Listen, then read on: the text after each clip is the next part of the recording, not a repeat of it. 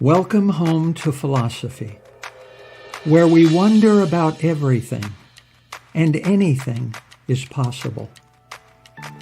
Hi, I'm Dr. Robert Corey, the Laughing Philosopher.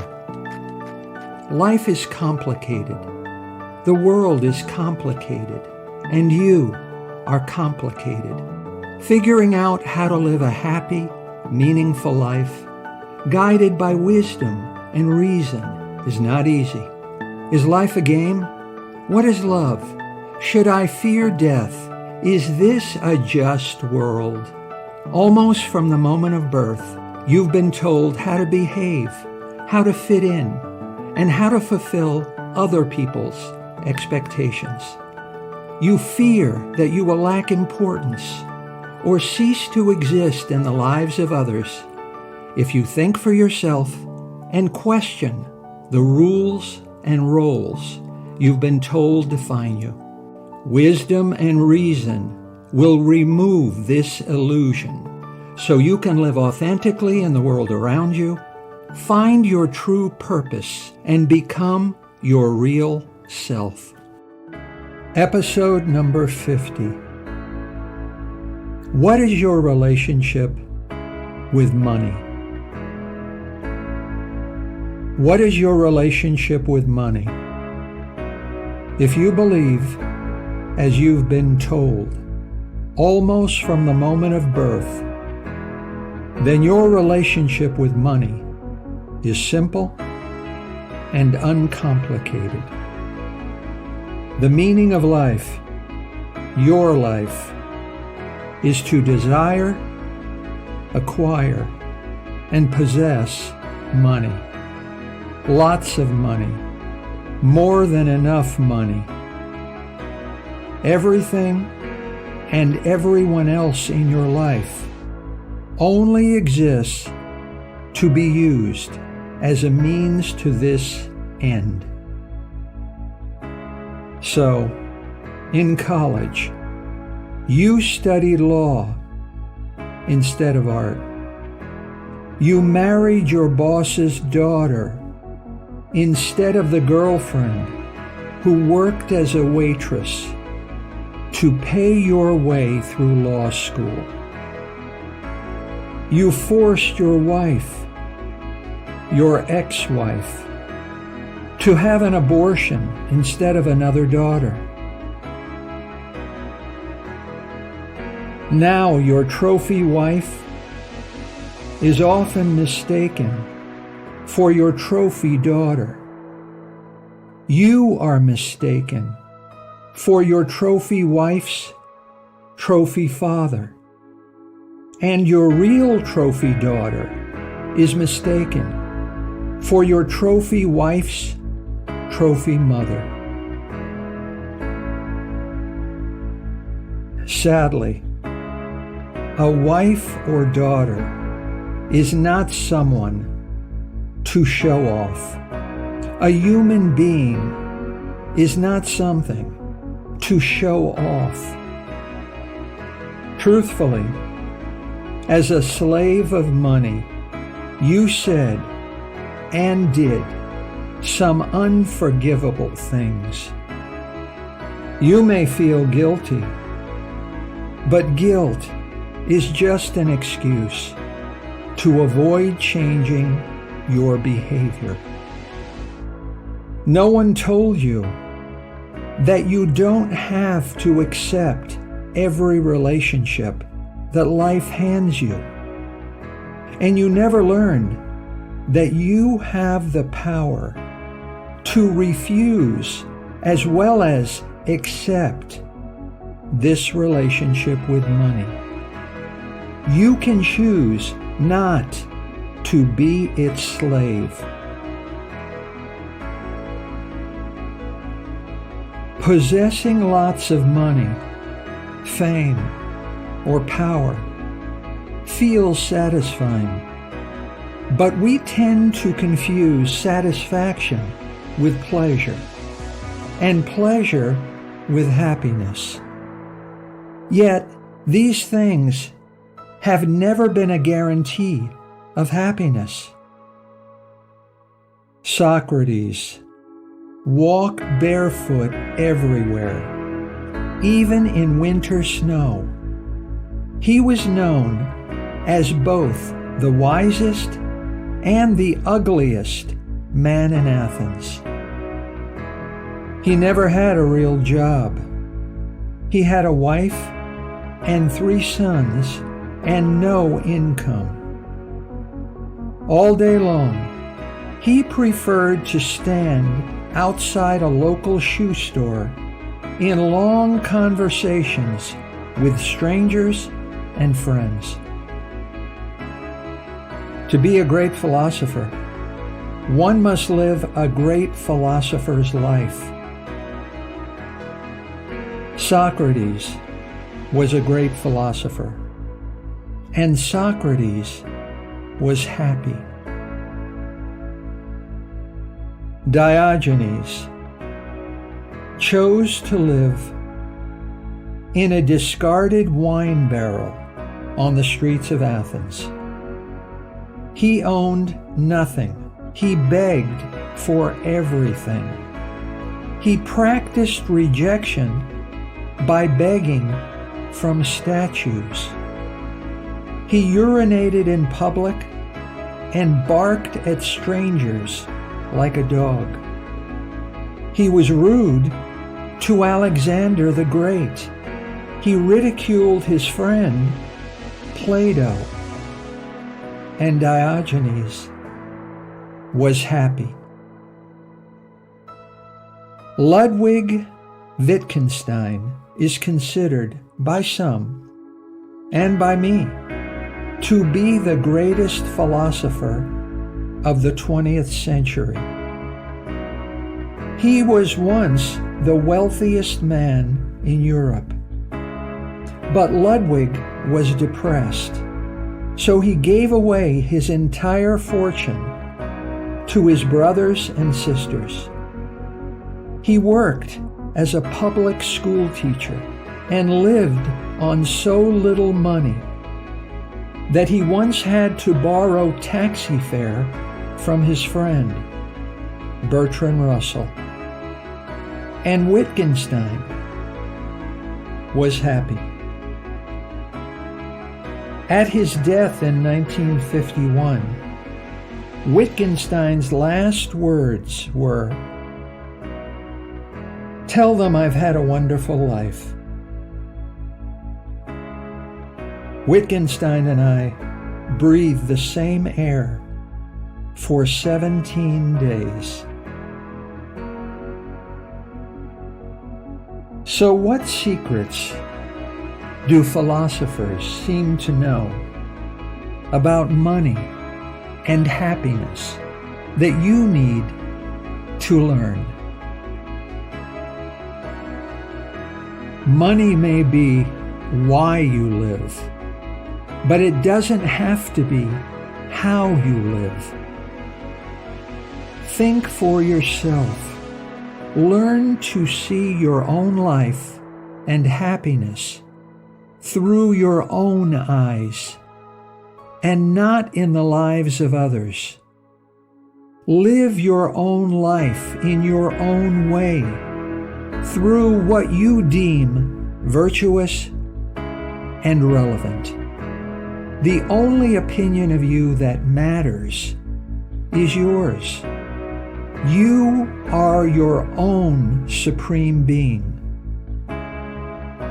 What's the worst that could happen? You are true to yourself. You try to do what is right and just. You live honestly, compassionately, and authentically. You are gentle and kind with all persons, especially yourself. You are happy most of the time. You are unhappy some of the time. And when life breaks your heart, you are even stronger in the broken places. You live without fear of loss. You live without craving gain. And when the day is done, and night falls. Just like everything else in creation, you move on. Why do we focus on what we don't have rather than on what we do have? Epicurus was an ancient Greek philosopher. He authored The Epicurean Dilemma, disproving the existence of a divine being that is both all good and all powerful. Epicurus said, "Do not spoil what you have by desiring what you have not. Remember that what you now have was once among the things you only hoped for." In other words, your life was once a dream, just like the life you now wish for and aspire to.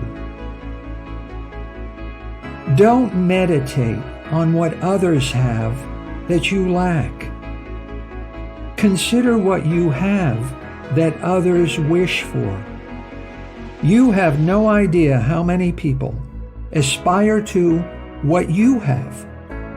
Your life is filled with other people's unfulfilled desires. Your life is someone else's dream. Follow the middle way in all things, good and bad. Eat moderately. Exercise moderately. Live below your means. Learn something every day. Unlearn something every day. Be satisfied with moderation. And in life, in your life, whether you're rich or poor, you will never worry about whether you have enough money to buy what you need. You will always have enough. You will always be satisfied with what you have. You will always be satisfied with enough. But if enough isn't enough, then no matter how much you have, you will never feel satisfied. Epicurus said, "Nothing is enough for the man to whom enough is too little." Not what we have, but what we enjoy constitutes our abundance. Insatiable is a sad and demeaning way to go through life. One of the greatest Stoic philosophers, Marcus Aurelius, was one of the Roman Empire's greatest emperors. Without exaggeration, he was the most important and powerful man in the world. Marcus Aurelius said, "You want to live, but do you know how to live? You are scared of dying. But tell me, is the kind of life you lead really any different to being dead?" So let us unpack what Marcus Aurelius means by this. You desire wealth, yet compared to all the money there is, all the money you could ever hope to possess amounts to almost nothing. Everything you will ever have, compared to everything there is almost nothing. No matter how much you own, no matter how rich you are, and no matter how much stuff you manage to buy and consume, Everything you accumulate in life, compared to everything there is, will add up to almost nothing. Everything you will ever possess will amount to almost nothing. So how much is enough? Billionaires accumulate enough money for 1,000 lifetimes. Yet enough, more than enough, is not enough. No one seems to be satisfied with what they have. Why can't we get enough? Why isn't enough enough? Why do we crave more and more money? Why do we have an insatiable desire for money? We can't seem to get enough of what we already have. We lead the same kind of unfulfilling and pointless life as a hamster, said Marcus Aurelius. Are we better off dead than trapped on a hamster wheel? Some hamsters think so. Every day, by the dozens. You desire stuff that in the moment feels so valuable and important, but in the long run is insignificant. In the moment, you change your whole life for some person or thing you can't live without, but in a few months, you'll be bored with. Our anticipations, once we experience them, are always a disappointment and never meet our expectations. Grass, in time, becomes milk. Everything, in time, becomes boring. Everyone, in time, is boring.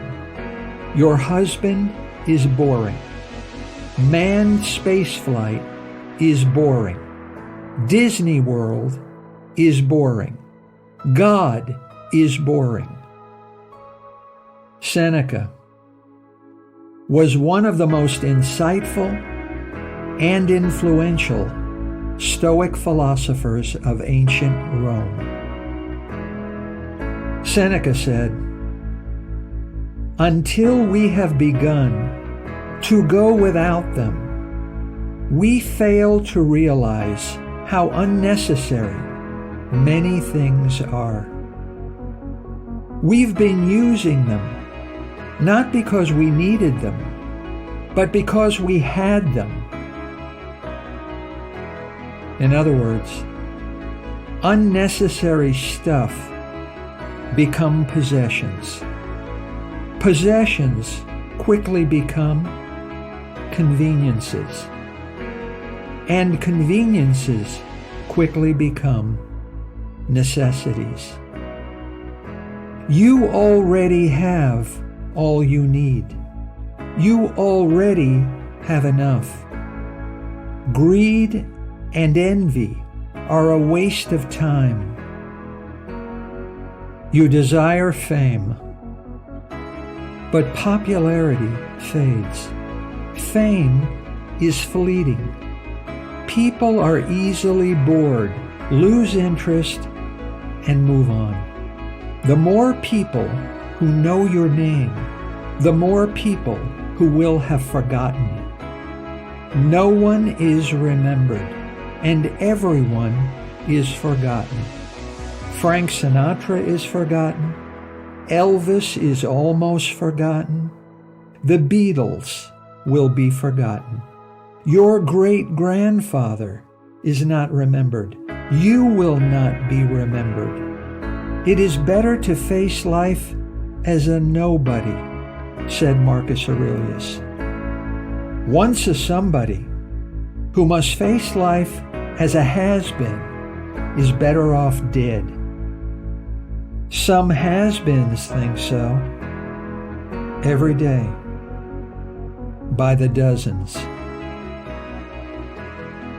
You desire power, then you must be a lion or a fox. Lions are powerful. Lions rule. So lions fight against change.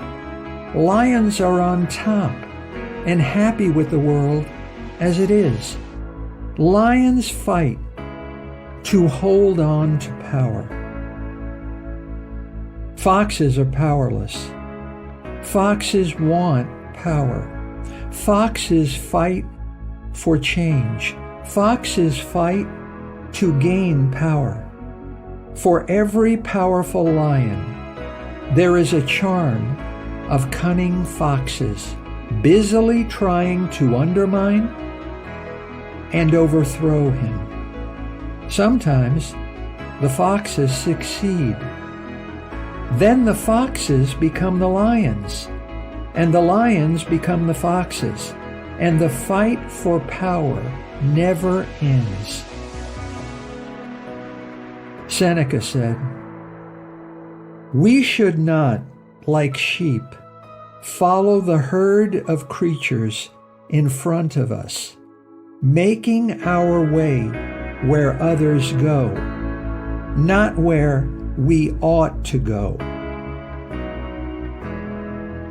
Do you want to be one of the lions or one of the foxes?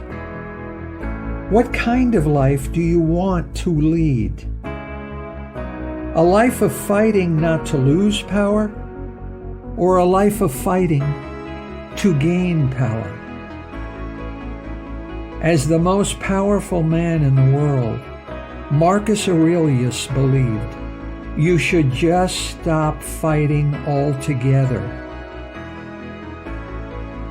By the way, a group of foxes is called a charm.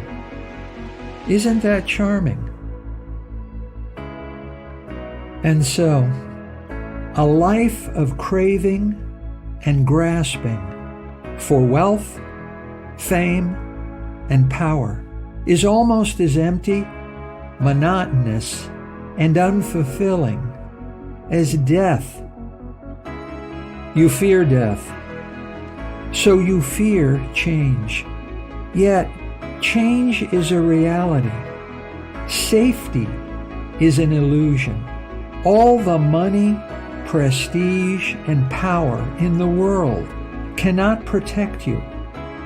Whatever you do, you can't escape everything falling apart. Alan Watts said, "Change is just another word for life." You cling to the illusion of permanence, but even your illusion is impermanent. Solitude is natural. We are born alone and we die alone. It is society that is unnatural.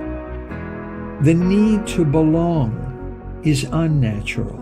The need to be popular is unnatural. The need to conform to other people's rules and expectations is unnatural. Many unhealthy and life-threatening addictions, like money, fame, and power, are the result of unnatural needs. No one knows more than you do about what is good for you. Marcus Aurelius gave you permission to walk away from any person or situation that makes you doubt and question yourself. In good times, find what you love and stay close. And in bad times, when it feels like the whole world is set against you and you have nothing to lean on, be grateful. You will never know how strong you are until being strong is the only choice you have. The poem, The Man Worthwhile, by Ella Wheeler Wilcox, said it beautifully. For the test of the heart is trouble, and it always comes with the years. And the smile that is worth the praises of earth is the smile that shines through tears. Be good.